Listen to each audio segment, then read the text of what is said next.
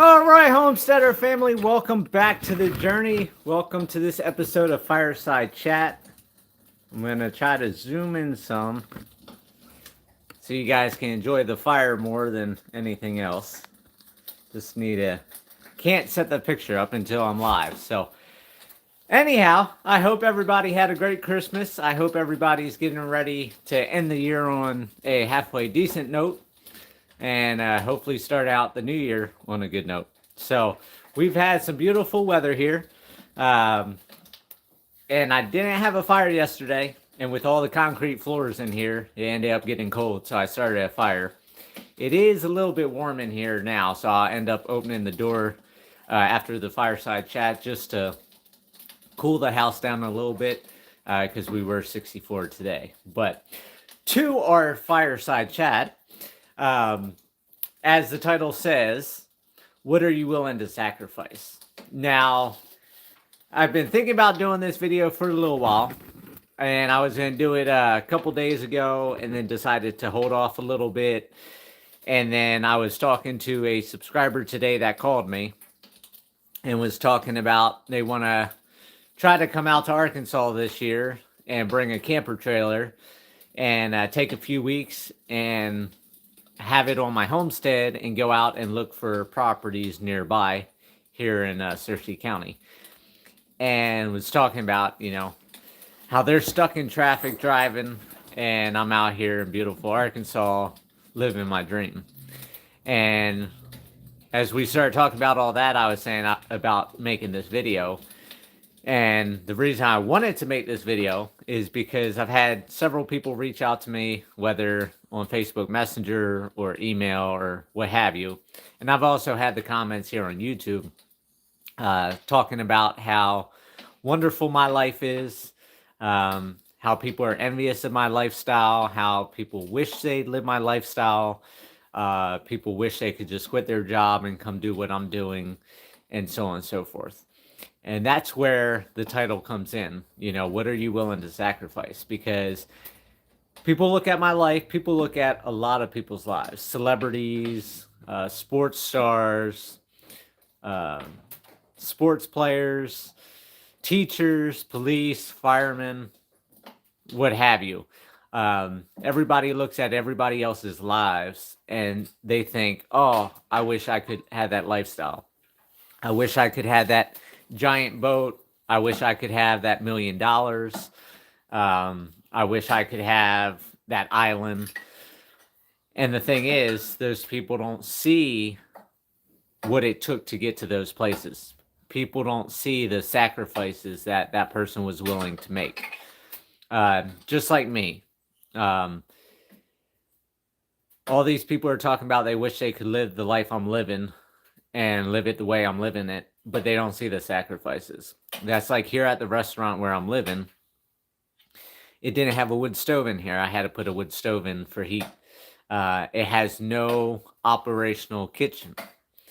So I don't have a kitchen to cook dinners and stuff like that. It's all microwave soups and microwave meals or things already prepackaged. Moving from Colorado to Arkansas, I racked up $38,000 between my 34 trips, between gas and repairs and new tires multiple times, new brake pads, and things like that. So I went into debt to move to Arkansas. I'm still in debt.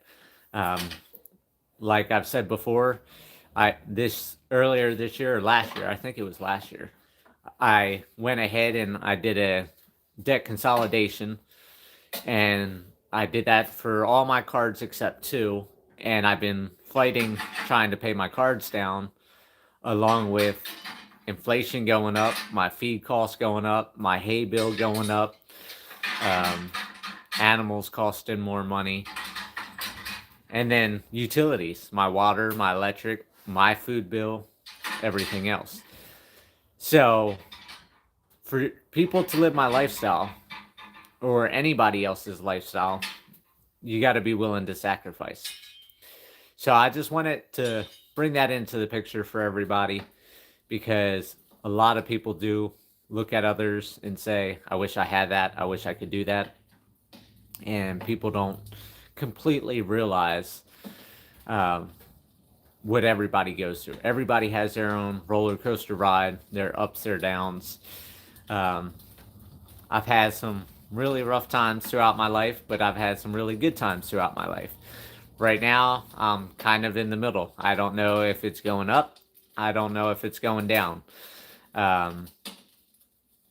If it's going down, then who knows? A tornado could come through and that would be my downfall, or a massive storm or something like that. Or I could be going up and somehow I get all my money from Colorado before 7 years and I'm able to build my house on the homestead and get over to the homestead. That's the sacrifices that I'm making. You know, right now it looks like, excuse me, looks like 7 years until I had the money to live on my homestead. So that's a sacrifice. I'm sacrificing the next 7 years of driving back and forth to take care of the animals. I'm sacrificing 7 years of not living with the animals. I'm sacrificing 7 years of not being where I want to be, to get where I want to be. Up or down is your choice in planning and preparation. Yes and no, DT. There's only so much planning and preparation you can do. It still always comes down to time and money. I mean, and that's, time and money is not always the thing either, because once again, hello to you too. Time and money isn't always the thing as well, due to the fact that sacrifice actually trumps all of that. If I'm willing to live in a hobo tent like I did when I lost everything, I could be living on the homestead right now. And that's where I have new standards from where I've been, both up and down, to how I want to live right now. So living in a hobo tent would get me on the homestead, making that sacrifice and not having running water, electric, or anything else, or living back in my shed again after I get it cleaned out from all the mice that are in there. I could definitely be back at the homestead now. So I don't need any time or money to do that. I could move over there tonight if I wanted to. But that comes back to the sacrificing point, and that is I've lived with water and electric again, and I'm not willing to sacrifice running water and electricity to be at the homestead at this point. That's why I'm looking at 7 years. So you're moving up in the world. I will be moving up in the world. I'll be moving up onto my mountain on the homestead. But I do want to have either well put in or a good rain catchment system set up, or solar set up, or wind power set up on the homestead. So that way, when I do move over there, I will have running water and electricity. Now, it won't be grid electricity like I have now. So there's some pros and cons to that as well.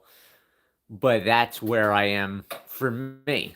And then there's other people that they have to have a McMansion in order to live out in the country. And they have to have paved roads or street lights or so on and so forth. You know, they're not willing to make the sacrifice to downgrade or downsize in order to obtain what they want. So I just wanted to put that thought into everybody's mind and really get you thinking about, what do you really want out of this life? We only live this small life, and it's all about sacrifice. Whether Max, excuse Max for being over here trying to scratch himself, knock the tripod all over the place. But you got to figure out, we all live this one life, and we have to understand, we have to realize, we have to think about, we have to plan and think out on what you want out of this life. With the little bit of time here on this planet, are you willing to sacrifice years of time to a 9-to-5 job, to make money, to pay for a house that somebody else built, that you're paying a 30-year mortgage on, that ends up costing you millions of dollars, with the median house price now being over $250,000 nationwide. These are things you got to think about. You know, if you buy land out in the middle of nowhere in a county like Searcy County, Arkansas, where you don't have building permits and your land is your land, like it's supposed to be, like in the Constitution and everything else, then you can buy land for several $1,000s an acre. You can build your own house, whether it's a cardboard house or a wood frame house or a concrete house or a plastic wrap house like they did on Alaskan Bush people. It's all up for your discover and your mind and your imagination. By doing that, say you're putting $50,000 into land and you build your house for $50,000. That's $100,000. And off of your land, like me, right here, I'm able to pull firewood and heat my place, which keeps no propane costs coming in. So those are the sacrifices you got to think about. Do you want to be by the Starbucks with paved roads and have people that are noisy as neighbors, bad neighbors, crime happening in your area, police sirens, ambulance sirens, car crashes, all that type of stuff? Where, yes, there are pros. You're close to the store. It doesn't cost you a bunch of money to drive back and forth to get to the store. Like for me, 25 miles one way when I was in Colorado, 50 miles each way. You're closer to hospitals. You're closer to civilization. You're closer to bars, clubs, all that type of stuff. But you also have those cons. You know, you live in the country, you get nature, you get black skies with beautiful stars, beautiful sunsets, sunrises, birds, tree frogs, lightning bugs. But you have the cost of living out in the country. You may not be able to get electric like me, where they want like $62,000 to bring electric out to me, 1.5 miles. 2 miles to bring water out to me. You know, you're talking hundreds of thousands of dollars to have that done. So I have to do solar. I have to do rain catchment or have a well drilled, which costs money. Those are the things, and those are the sacrifices we need to think about. If you want to be where I'm at, if you want to homestead, if you want to get out of the city, you need to do your research. You need to talk to people like me, talk to other homesteading channels, and talk to people in the country. Find out the pros, the cons. There's tons of them both ways. Same with what state do you live in? You know, a lot of people here in Arkansas say I'm crazy for coming to Arkansas from Colorado. There's people in Colorado that think they're crazy to go to Colorado. So it's all in what you want. It's all in what type of lifestyle do you want to live? What do you want to do with your life? Where do you want your time spent? Whether it's sitting in traffic, sitting out on a canoe fishing, sitting down on a beach drinking margaritas, or climbing Mount Everest. It's all in each person's own separate lifestyle and what they want out of this life. So, in conclusion, I hope everybody thinks about this. I hope if you're stuck at a job you don't like, if you're stuck in a state you don't like, a country you don't like, a neighborhood you don't like, a car you don't like, clothes you don't like, then you got to figure out where you want to be, what you want to wear, what you want to drive, where you want to live, what you want to do, and how you want to spend your life. And start making those sacrifices to take that first step to get you to that place. You're not going to get it overnight. You're not going to get it without hard work. But if you really want it, and if it's really going to make you happy like this does for me, then that sacrifice is nothing but a raindrop in a storm. So with that, I hope everybody has a great night. Thank you again for joining me for this fireside chat. And think about the sacrifices you want to make your life a lot happier. Enjoy. Take care. Remember, live happy, live free. That's the only way to be.